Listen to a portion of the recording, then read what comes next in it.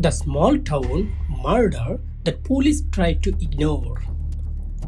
In a town where everyone knew each other, where doors stayed unlocked, where the biggest scandal was a high school football loss, a young woman vanished. Her car was found, her purse was left behind, her wedding ring sat nailed on her desk. And the police? They told her husband she probably needed space. What followed was not just a murder investigation, it was a story of power, pride, silence, and the dangerous cost of protecting a town's image over protecting its people. This is the story of the small town murder that police tried to ignore. Chapter 1. Red Hollow, Texas. Red Hollow, Texas, a rural town tucked between farmland and pine oaks, about 90 minutes outside Dallas. In 1987, fewer than 6,500 people lived there. Most families had been there for generations. You didn't just grow up in Red Hollow. You belonged to it. There was one grocery store, one dinner, one hardware store, one sheriff's department. Crime wasn't something that happened in Red Hollow, or at least that's what people believed. Because believing otherwise would mean accepting something terrifying that evil could live next door. Chapter 2. The girl everyone trusted. Emily Harper was 23 years old. She had kind eyes and a steady voice, the type of person who remembered birthdays and baked extra cookies for neighbors. She had married her high school sweetheart, Daniel Harper, just a year ago. They were saving money to move to Dallas someday. Emily wanted to take accounting classes, maybe start her own bookkeeping business. For now, she worked at Miller's Farm and Supply, a local store that handled feed, tools, and agriculture supplies. Emily handled payroll and financial record. She was organized, responsible, reliable. People trusted her with their money. No one could imagine someone wanting to hurt her. Chapter 3. The Last Normal Evening.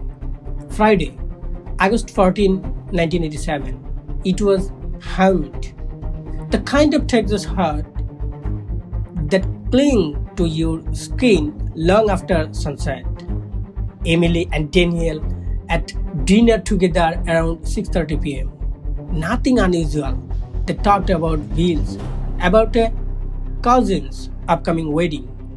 Then Emily remembered something. She had forgotten to finish processing payroll at work. I'll be back in 30 minutes, she told Daniel. It was a short drive, then minutes, maybe less. She left at 7:12 p.m. That was the last confirmation time anyone saw her alive. Chapter 4. The car in the dark. By 10:30 p.m., Daniel was worried. By 11 p.m., he was afraid. He drove to Miller's Farm and Supply. The parking lot was empty, except for Emily's car. It was parked behind the building. The driver's door was slightly open. The keys were still in the ignition. Inside the store, the lights were off. Her purse sat on her desk. Her wedding ring lay beside it. That detail haunted Daniel for years. Emily never removed her wedding ring. Never. Chapter 5. She probably needed space. Daniel reported her missing at 12:47 a.m. Sheriff Carl Benton responded personally. Benton had been sheriff for nearly 20 years. He was respected, comfortable, confident. He believed in handling problems quickly. He walked through the store casually. No broken windows, no shattered glass, no obvious blood. She probably left with someone she knew, Benton said. By morning, deputies were floating. There is. Maybe she ran off. Maybe there was a marital problem. Maybe she needed speech. They didn't seal up the store. They didn't treat it as a crime scene. Employees were allowed inside the next day. The floor was cleaned. Documents were moved. The surveillance tape records on pieces was taped over 3 days later. In this first critical 48 hours, evidence wasn't just overlooked, it was erased. Chapter 6. The Man with the Temper. As days passed, rumors began to swell. One name kept surfacing quietly: Russell Tate. Tate was 35 years old, a mechanic, occasional handyman at Miller's Farm and Supply. He had a reputation for a short temper. Female employees later admitted he made uncomfortable comments. One coworker remembered seeing him argue with Emily the week before she disappeared. But when deputies questioned Tate, it wasn't formal. No tape recorder, no written statement, just a conversation. He said he didn't see her that night, and Sheriff Benton accepted it. What many residents didn't realize was that Tate's uncle was a long-time friend of the sheriff and a massive campaign supporter. In a small town, relationships matter, sometimes more than evidence. Chapter 7. 32 Days of Silence. Search efforts were minimal. Volunteers combed fields. Flares were posted, but there was no coordinated forensic investigation. No outside agencies called. No major press coverage. 32 days passed. Then, on September 15, 3 teenagers fishing near dry Cedar Creek noted sometime in the shallow water. At first, they thought it was debris. It wasn't. The remains were badly decomposed. Dental records confirmed it was Emily. Cause of death: blunt force trauma to the head. She estimated time of death within hours of her disappearance. Red Hollow could no longer pretend she had run away. But by then, the evidence was cold. Chapter 8. A town protecting itself. The funeral was packed. Daniel stood pale and silent. The town was spared. Some began asking uncomfortable questions. Why wasn't the store sealed immediately? Why wasn't Russell Tate investigated thoroughly? Why was the surveillance footage gone? Sheriff Benton held a press conference. We are pursuing our leads, but behind closed doors, deputies admitted the case had settled. Stalled. No physical evidence tied anyone directly to the crime, and instead of expediting the investigation, the department quietly narrowed its focus toward Daniel. It was easier to suspect the husband than challenge a powerful local family. Chapter 9. The husband who wasn't quiet. Daniel Harper refused to stay silent. He kept notes, documented inconsistencies, He wrote letters to Dallas newspaper. Most went unanswered until one reporter took interest. In early 1988, a regional headline appeared. Did Red Hollow mishandle a murder? The article outlined the unsecured crime scene, the erased secure tag, the casual suspected interview, the sheriff's personal connections.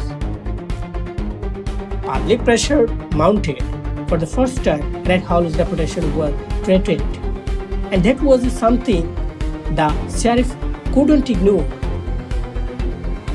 Reluctantly, he invited the Texas Rangers to review the case. Chapter 10. The Rangers see what others didn't. The Rangers approached the investigation differently.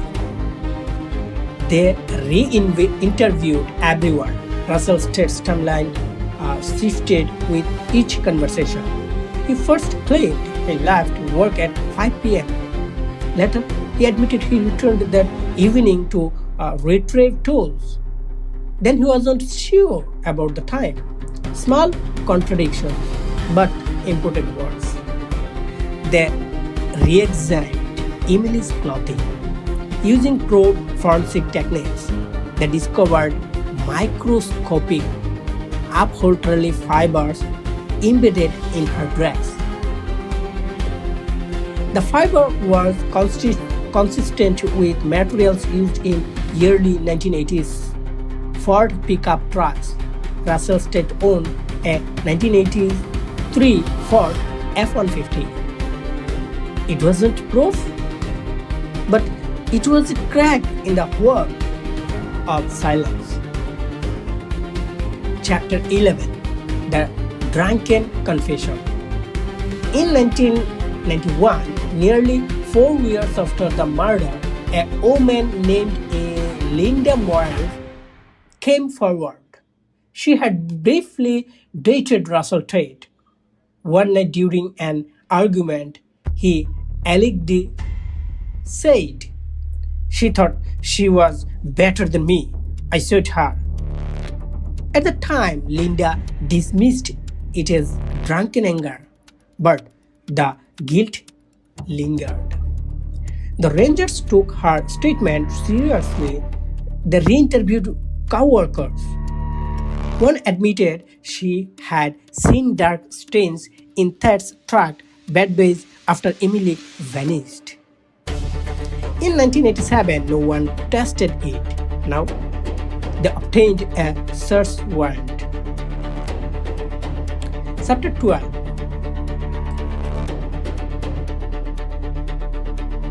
Chapter 12. What was buried? In March 1992, investigators searched Ted's rural property. Behind a shed, partially buried in dirt, they found a tire iron. It was heavily rusted, but forensic science had advanced. Trace amounts of blood were recovered. DNA testing linked it to Emily Harper. It was the first undeniable physical connection. On March 12, 1992, Russell Tate was arrested for first-degree murder, nearly 5 years after the crime. Chapter 13. The trial that split a town. The trial was moved to Dallas County. Prosecutors argued Tate had become obsessed with Emily. She rejected him.